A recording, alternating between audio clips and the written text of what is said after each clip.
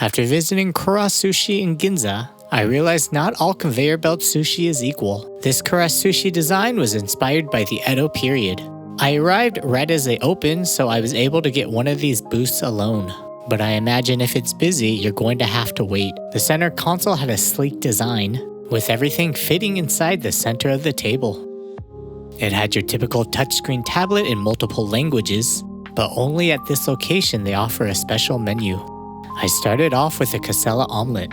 Food critics, please don't hate me, but this tasted like a Daiso pound cake. I was already pretty disappointed about my first order. I never tried white bean dango before, so I decided to give it a shot. So if you order off the special menu, you have to get up and pick it up from one of these stalls. I guess this is very similar to the Edo period. The presentation was nice and they definitely covered this with a lot of white bean paste.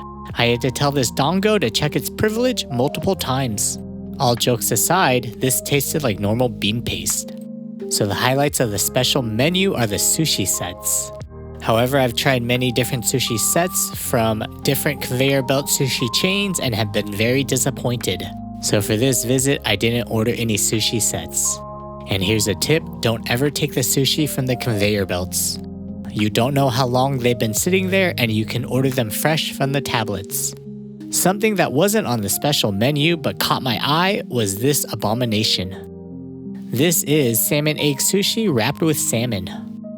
I like salmon eggs and I like salmon. So I loaded this up with some soy sauce and prepared myself for a pleasant underwater sea experience. However, the flavors did not match. It tasted like Poseidon's dirty socks mixed with his toenail clippings. So after that near-death experience, I decided to reward myself with something fried. This is the tiger shrimp tempura set. So at this moment, my experience has been mediocre, so my expectations for this was low. But yo, this was a sleeper. I was surprised because the prawns were so thick they had a meaty texture. I know the camera doesn't pick it up too well, but this was quite thick in the middle. I actually thought about ordering a second set, but around this time I was quite full. For this, I hope the quality doesn't decline because this is worth the price. This dish was my redemption to the whole experience. You might have wondered why I didn't order any real sushi, and that's just because I've eaten so much sushi that it's all started to taste the same.